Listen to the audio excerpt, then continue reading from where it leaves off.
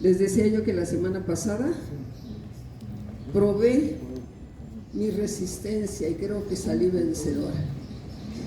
En primer lugar, desde el día martes estuvimos aquí atendiendo a las estructuras, estuvimos atendiendo también a los de seguridad, del servicio de contra incendios y todo lo demás. Fue un éxito, afortunadamente. Y el jueves tuve el gusto de firmar un acta constitutiva que dio vida a una red de mujeres artesanas de Oaxaca. Esto ya lo esperábamos desde cuándo, pero nos costó un poco de trabajo porque la directiva no se ponía de acuerdo quiénes deberían de fungir, pero al fin, el jueves por la tarde, tuvimos el documento que se va a protocolizar en breve. El sábado, pues nos fuimos a recorrer, como acostumbro, los municipios del estado. Estuve en Pinotepa Nacional, donde tuve 2 reuniones. La primera con estructuras y la segunda a invitación de un doctor, Reinaldo Fernández Santiago, con un grupo de profesionistas que tenían verdaderos deseos de conocer, primero, algo del Partido Acción Nacional y segundo, mi trayectoria dentro del propio partido. Me llamó mucho la atención en todo el trayecto ver ya a lo descarado las lonas donde están apoyando a Claudia. Incluso nos tapaban el paso, la circulación, para que viéramos esa lona con el señor, ya saben quién, a su lado. Y creo que toda esta falta de acato a la ley, porque esto ya, pues es están haciendo una, propaganda fuera de tiempo, adelantada, que tiene que ser sancionada. Nosotros tomamos fotos, claro, ¿no? Pero de mi reunión con los profesionistas, había doctores, había abogados, ingenieros, etcétera. Me dio mucha pena, bastante, no crean ustedes que no, ver el miedo, el temor que le tienen al gobierno.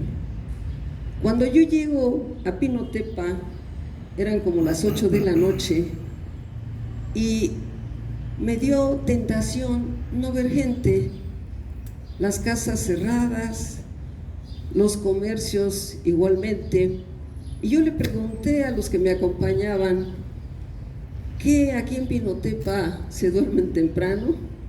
Dicen, no, es que hay mucha inseguridad, mucha violencia y el miedo hace que se cierren todos los comercios y que la gente pues cierre sus domicilios.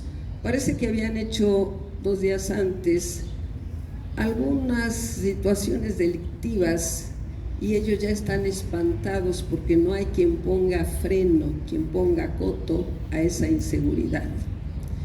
Yo, hablando con los profesionales, les dije, bueno, acuérdense que la Constitución dice que el poder reside en el pueblo y se instituye en su propio beneficio. Entonces, ¿ustedes qué van a hacer? Y con miedo dice un doctor, bueno, por ejemplo, en el caso, dice, de la propaganda ya que se está haciendo de Claudia, pues ni modo de que quitemos las lonas porque nos van a meter a la cárcel. Y otro más miedoso, y era abogado, dice, ¿y quién nos va a defender? Sí, bueno, no sé si reír o llorar, porque tuve que repetirles que solo estaba vencido el que había dejado de luchar, y que ellos eran muchos, que claro, si iba uno solo iba a ser vencido, reprimido y demás, pero si iban todos, porque había más de 30, 40 profesionales, pues ya lo pensaría el presidente. Se quejaban de la situación porque, en efecto, desde que uno entra a Pinotepa, huele mal. No sé si son los desperdicios, los ríos, no sé qué cosa sea, pero uno que estaba allí, era periodista, dice: no, son los drenajes que ya se están saliendo y la autoridad no pone el mínimo empeño en solucionar esto. De allí me sentí decepcionada de que aún los profesionistas que conocen la ley, que saben de sus derechos, y los demás que han estudiado carreras de doctores o medicina, ingeniería, estaban allí, arquitectos, muchas personas que ya cursaron los estudios superiores y que todavía tengan miedo al gobierno y que pidan consejos. ¿Qué deben hacer? Terminé diciéndoles también que el que pone quita, y que se pongan de acuerdo todos y que quiten esa porquería de presidente municipal que tienen. Y todos estuvieron muy contentos. De allí me fui a San Lorenzo del distrito de Jamiltepec. Estuve con la presidenta municipal, una mujer que por primera vez es presidenta, pero que quiere repetir. Todo el pueblo la quiere, se llama Elodia Hernández Hernández. Recorrí su palacio, su residencia, y vi allí unas pinturas muy bonitas que hablaban de cómo se formó el pueblo y de los nahuales. No sé si ustedes sepan que por ahí creen en los nahuales. Y mencionaba concretamente en la pintura que ahí el nahual tenía que echar al río a los pequeños recién nacidos, y que si estos flotaban y vivían, pues ya lo hacían, ¿no? Pero yo me pongo a pensar en aquellos pequeños que se tenían que morir porque pues desconocían lo del nahual, ¿no? Creo que son costumbres, son relatos, son cosas que deben de figurar en algún libro que ojalá alguien se proponga a escribir, porque no solo en este municipio de San Lorenzo, sino también en otros, existen cosas parecidas. Hay donde ponen al niño recién nacido en un cruce de calles, y si llega un perro o un coyote o el animal que sea, ese es su tona, y que no la toquen porque entonces se puede morir el niño. Son situaciones. Más tarde me llevaron a la agencia de policía Corralero. Ahí me reuní con un subcomité que tenemos, que ya está creciendo, con los simpatizantes que estaban allí, y que pues me presumieron de que son beisbolistas, que también practican algún otro deporte. Nosotros les llevamos pelotas para el fútbol, que es el que creo que se acostumbra más en las comunidades, y pues las recibieron con mucho beneplácito. Ahí comimos un pescado de primera, ¿para qué les platico? Pero allí no terminó mi gira. Me llevaron a San Pedro Mixtepec. Ese fue el domingo ya. Estaba yo agotada, imagínense, de acá directamente a Pinotepa fueron más de 10 horas. Luego de Pinotepa nos fuimos a pernoctar a Puerto Escondido ya el sábado, el domingo temprano. Estuvimos el domingo, como les digo, recorriendo diversas agencias, y en San Pedro Mixtepec me reuní con el comité municipal que tenemos allí y que preside Sofía Zulema García Ramírez. Pero creo que lo que más me gustó, aunque estaba yo ya cansada con los pies hinchados, y en fin, fue Tonamec. Mi compañero Juan Iván nos preparó una recepción, pero de mucha altura, no porque las otras no hayan tenido su importancia, todas tienen importancia, pero ahí tuvimos al presidente municipal César Ruiz Gutiérrez, a Laura Diana López, que preside la estructura, al del Comisariado de Bienes Comunales, a médicos, a periodistas, por cierto, que hicieron unas preguntas bastante difíciles y me gustó contestarlas. Allí terminamos y nos ofrecieron quedarnos en una de las cabañas porque creían que yo ya estaba vencida, ¿no?, del cansancio, pero no, preferí continuar y llegamos aquí, pues ya casi en la madrugada, pero llegamos bastante bien. En todo el trayecto, repito, pues encontramos mucha pobreza, encontramos mucha resequedad, tal vez por falta de lluvia, los ríos sin agua. Creo que necesitamos ayudarlas. Y encontré justamente sobre Donato Vargas Jiménez. Me llené de contento de que cuando menos se escucharon en la Cámara de Diputados dos voces de mujeres, una Concepción Rueda de Morena y la otra de María Luisa Matus del PRI.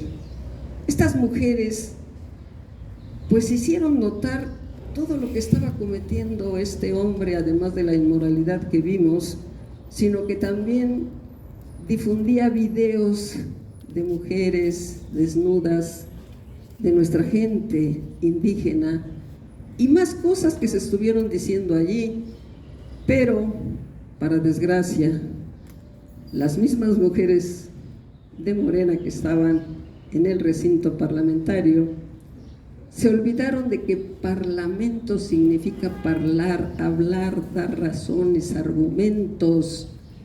Cuando yo fui diputada subía yo y bajaba, y en el 2010 me dijeron que había yo ganado el primer lugar en intervenciones con 330 y tantas intervenciones que tuve, pero aquí únicamente suben el dedo y se ponen a decir entre ellas que todo lo que hacía Donato era de su vida privada y que tenía que ser respetado. Se me hace que olvidan mucho las morenistas y todas las que aprobaron esto, lo que es la moral, la decencia, y da asco tener en el gobierno y en las cámaras y en todos los lugares donde hay morenistas, gente tan baja, tan inescrupulosa. Yo le aconsejaría al señor gobernador que se pusiera las pilas. No es posible que se defienda a un sujeto como este, como tampoco lo fue que el propio presidente de la República defendiera a la ministra, que por cierto, la Comisión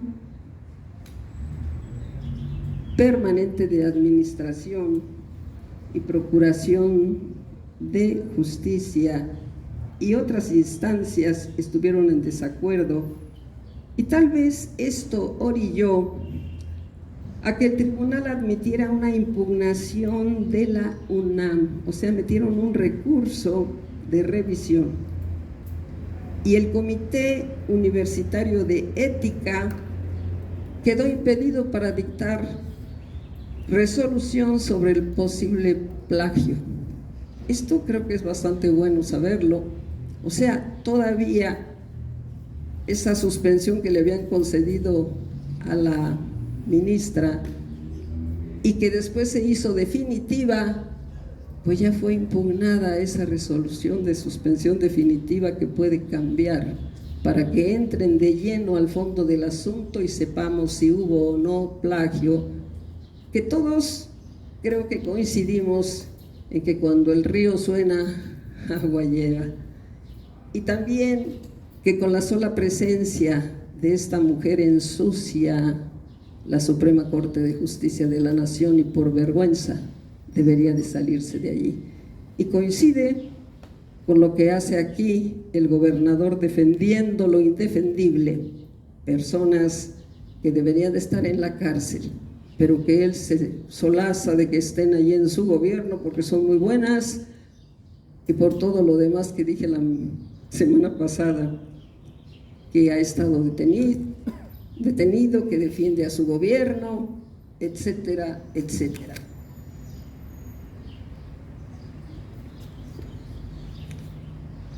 Estaba yo revisando lo que se hizo con esta niña, la de los pantalones, a la que no dejaron entrar a la telesecundaria.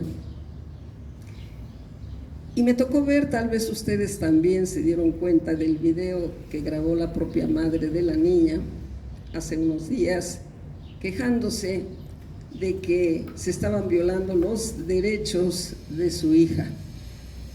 Estaba diciendo que tenía que tomar pues las clases por video porque ya no la dejaban entrar a esa escuela. Siento que el gobierno del estado ha solapado todo esto, que se debe Salomón Jara de poner las pilas, de que ya debe de intervenir, porque si bien es cierto que los usos y costumbres de los pueblos deben ser respetados, por encima de los usos y costumbres está la Constitución Federal, la Constitución del Estado y demás leyes que señalan a la educación como una obligación que tiene el Estado de cumplir y de hacer cumplir. Entonces la educación no debe de estar en entredicho que si son usos y costumbres y porque llevas vestido o porque llevas pantalón, tienes o no derecho a recibirla. Entonces, señor gobernador del estado, que por cierto, ahora se están pidiendo títulos, me gustaría ver el de él, sería bueno, ya se lo pidieron al presidente, el presidente hasta ahorita no lo ha exhibido, pues ahora yo se lo pido a este porque presume de que es ingeniero y yo hasta que no vea su cédula profesional no podré creer que lo es. Entonces, también estamos viendo otras situaciones. Me ha dado dolor, me tocó ver a una pequeña que necesitaba atención médica. Estuvo recorriendo los hospitales de salud y no encontraron la medicina que ella requería para su curación. Pienso que necesita también el gobierno, no solamente el federal, sino es obligación del gobernador del estado procurar, porque no falten los insumos médicos, lo básico en los hospitales, porque ahora se trata de una niña, pero hemos tenido a niños afectados de cáncer a los que tampoco se les hizo caso. ¿Y hasta dónde vamos a esperar que se les atienda? Es verdad que para ellos la ley es la ley y les importa un comino, porque creo que fue un juego que al asumir el cargo hubieran protestado el buen desempeño y el observar lo que dice la Constitución y las leyes que de ella emanan, porque en la práctica la Constitución pues se la pasan, y perdonen la expresión, por el arco del triunfo. No sirve para nada la ley, la Constitución, ni la moral, ni la decencia, hacen lo que se les venga en gana. Se ponen a gobernar a capricho, se ponen a gobernar según amanecen, de buenas o de malas, y seguimos teniendo aquí a un imitador en nuestro gobierno del estado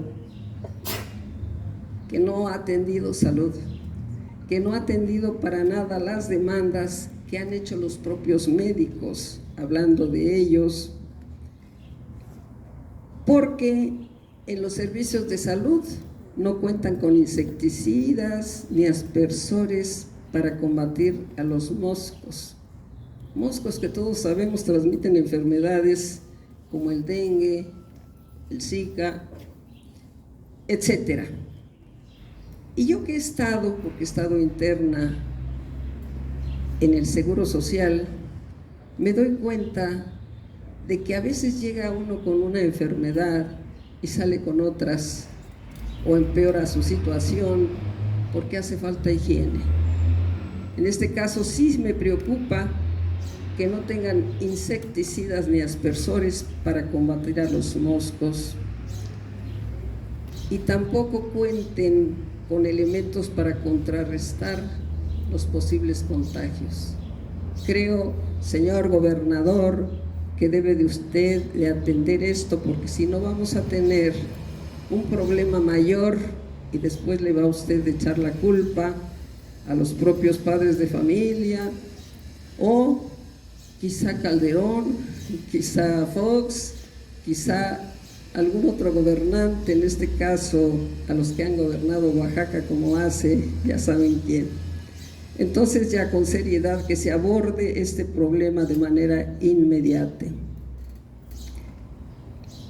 Bueno, creo que todo esto ha sido consecuencia de que unos ambientalistas tiraron aguas con desecho de Río Salado y Atoyac en el Palacio de Gobierno de Oaxaca.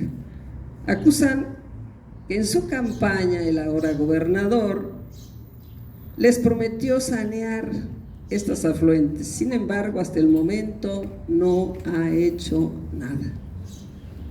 Promesas incumplidas como tantas otras, promesas que van a quedar en el aire y que pueden traernos una verdadera epidemia en materia de salud. Yo recuerdo que en mis tiempos, pues yo lo que hacía es poner la basura en su lugar, retiraba yo toda la porquería que había en la Alameda, que había en el Zócalo de propaganda priista en aquel tiempo, y nos íbamos a tirarla precisamente al gobierno, al edificio.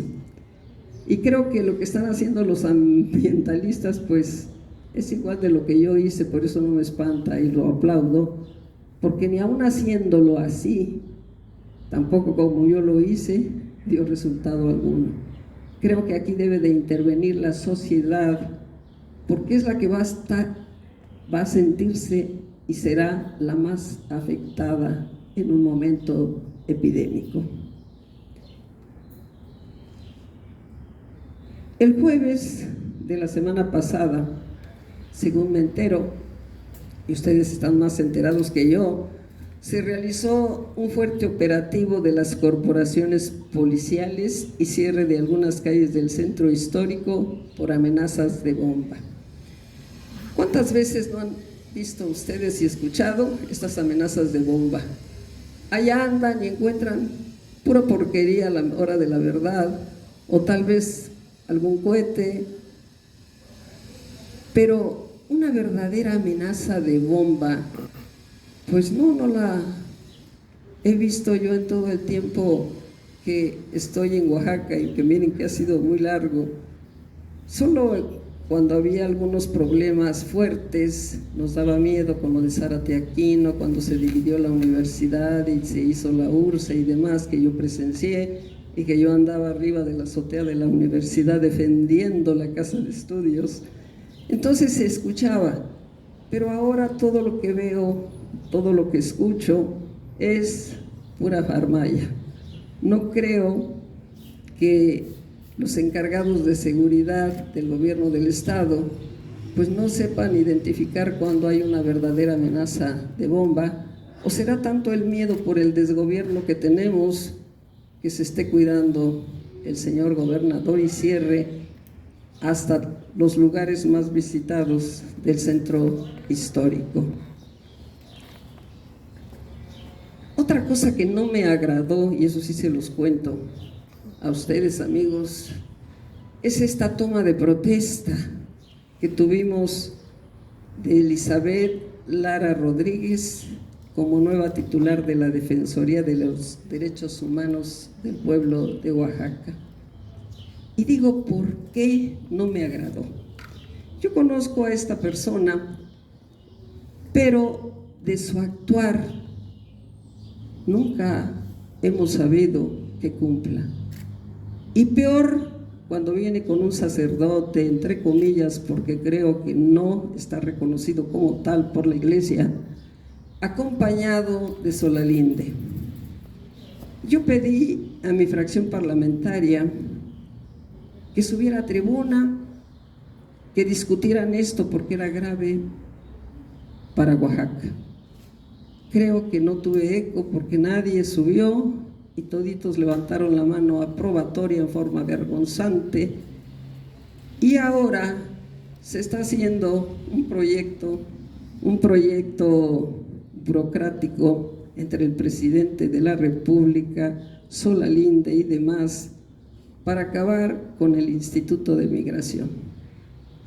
Un instituto que, si le dieran la importancia que reviste y defendieran con dignidad a México y no fuéramos pues un segundo patio o un traspatio de Estados Unidos, no habría necesidad, porque el Instituto de Migración tiene que hacer lo suyo y puede tener autoridades para impedir la entrada de los migrantes, pero como ya ordenaron que los tuvieran aquí, en lugar de tenerlos en un lugar como fue obligación y como se suscribió en el convenio que tuvieron con Estados Unidos, de que sería como pues un espacio de relax mientras se arreglaban sus documentos de ellos, pues se les puso en la cárcel, en una prisión, porque ese asilo, como le llamen, no podía ser más que una cárcel cuando los tenían encerrados, privados de su libertad. Y yo no sé si hubo ahí hasta dolo, y perdonen la expresión, porque yo todo creo de quien nos gobierna, de que así se están deshaciendo poco a poco de los migrantes. El día de hoy me entero que han sido 40 los muertos y que a otros los trasladaron ya a la Ciudad de México. Sin embargo, el hacer otro aparato burocrático y desaparecer el Instituto de Migración, creo que es una torpeza, una estupidez, una ocurrencia más para hacer más dilatados los trámites, porque todo lo que toca el gobierno lo vuelve burocrático. Si hay asesinatos, si hay violencia, lo único que dicen: estamos investigando, pero nunca vemos el final de esa investigación ni castigo de los responsables.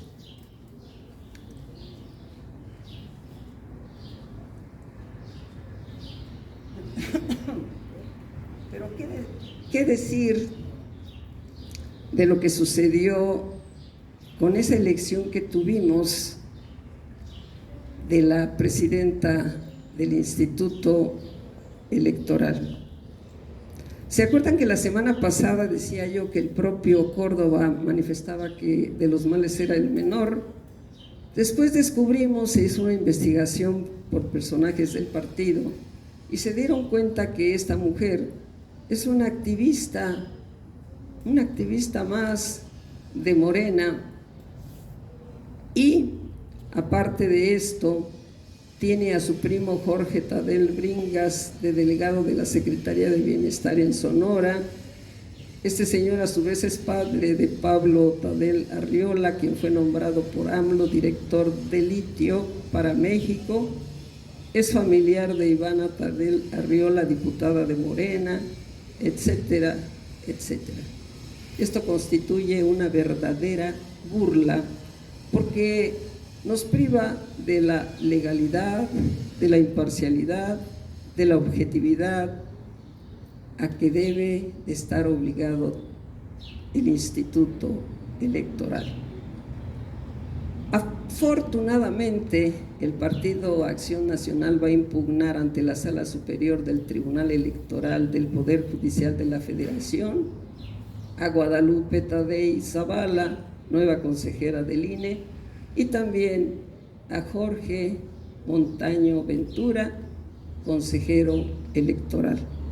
Esto me llena de satisfacción porque demuestra que el Partido Acción Nacional verdaderamente está trabajando para los intereses del pueblo.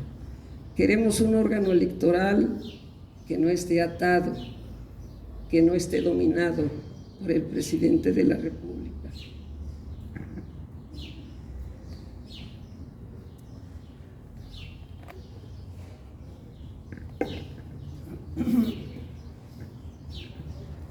¿Y qué cosa pasa de esto?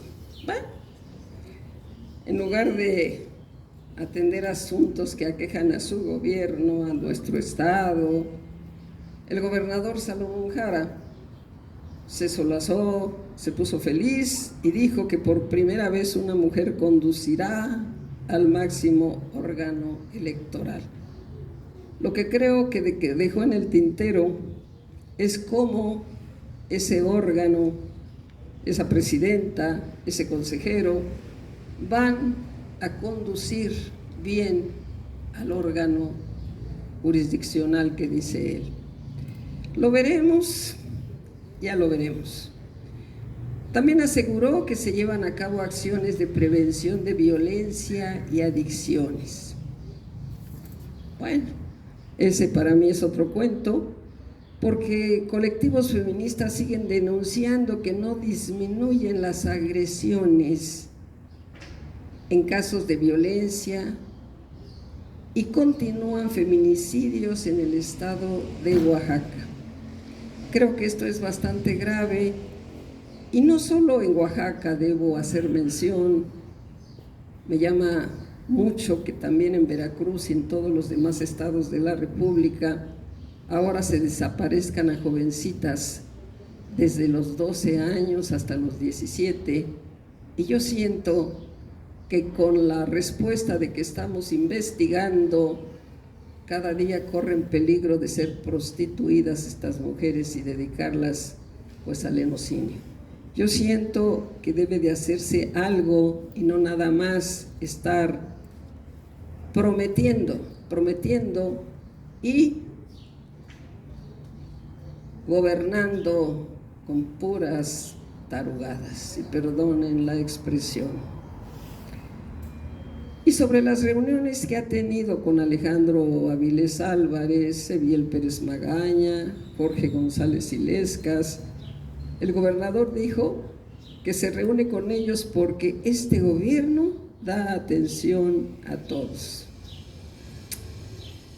La realidad es que no está resolviendo ningún problema.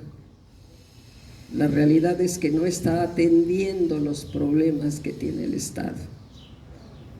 Los problemas que tiene el Estado y que son mayores todavía que hablar para ponerse de acuerdo quizá en alguna posible alianza con candidatos de otros partidos, amén de que ya tiene casi prácticamente a todo México pintado del color de Morena.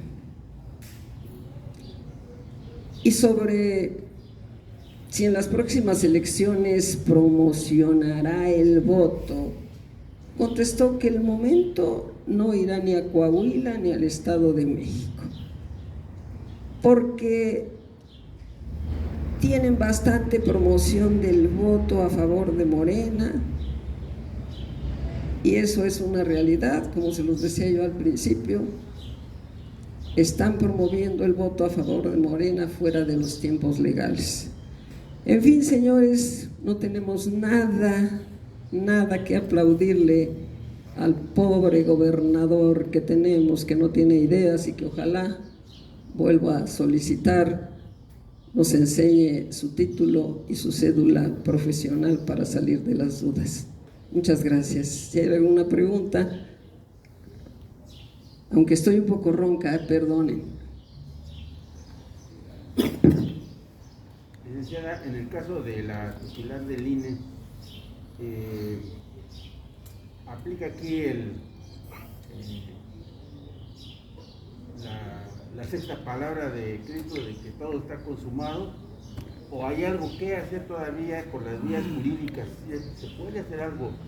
¿Cuántos planes, un plan A, un plan B, todavía quedarían del lado de la ciudadanía o del lado de los partidos de oposición para poder, para que esta gente, este grupo que se dice ha secuestrado o tiene ya bajo su control al INE, pues no se salga con la suya?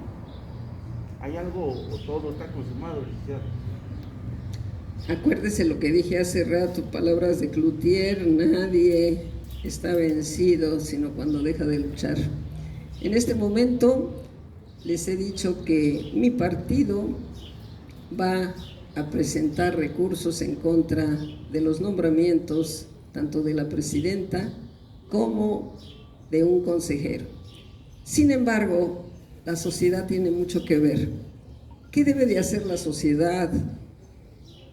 Pues debe de ponerse las pilas, debe de ir a emitir su voto, debe de manifestarse en contra de estas campañas anticipadas, debe levantar la voz, y si no hay en el Congreso quien las respalde, pues deben de tomar el propio Congreso. Yo no soy partidaria de la violencia, pero hay momentos en que la situación se ha puesto tan difícil, cuando nos damos cuenta de que en la misma Cámara de Diputados se está defendiendo a una persona que yo llamaría delincuente, pues esto me preocupa demasiado. Entonces es la sociedad la que tiene el sartén por el mango. Así como nosotros estuvimos en aquel tiempo defendiendo al instituto con marchas y plantones, debemos valernos ahora de los medios de comunicación que son tan amplios, los digitales, para estar mandando. Esta situación es grave. Están avanzando a la conducción de una dictadura. Nos estamos durmiendo. ¿Qué más esperamos? No esperen un líder, todos somos líderes y somos lideresas. A veces están cruzaditos de brazos, como me dijeron en Pinotepa, pues tenemos miedo, y mientras haya miedo no puede haber acción. Cuando una persona tiene miedo, se doblega, se humilla y es esclava, como son muchos que van a votar por Morena, o que tienen que tomar la fotografía del voto para que vayan y se la paguen. Han perdido la vergüenza. Yo creo que nuestra sociedad debe de sacudirse ya. Esta inercia nos ha perjudicado y nos está llevando hasta donde vamos, por más que se diga que el culpable de esto son los gobiernos anteriores. Ellos aceptaron un paquete, aceptaron una responsabilidad, que hagan frente a ella. Yo acepté a mi edad hacerme cargo del partido, y me da mucho gusto que a pesar de mi edad el partido esté creciendo, y eso es satisfactorio. ¿Cuándo lo dirá nuestro gobernador del estado, Salomón Jara? ¿Cuándo acabará con la miseria de nuestro pueblo? ¿Cuándo acabará con la inseguridad, sobre todo la inseguridad? ¿Y cuándo pondrá coto a las campañas anticipadas que violan la Constitución? Entonces, tenemos mucho que hacer. También se refería hace rato al tema de la falsa alarma de bombas que movilizó a los cuerpos de la policía. ¿Cuál es el verdadero riesgo de bomba en Oaxaca, licenciado? El verdadero riesgo de bomba es que daría inicio a una revuelta que no queremos. Cuando hay personas que están ya en contra de un gobierno y empiezan a hacer estas acciones, habrá siempre quien las secunde. Acuérdense del 2006, lo tenemos aquí cerca. ¿Qué cosa pasó? ¿Fueron solo los maestros o fue la unión de los pueblos de Oaxaca, etcétera, etcétera?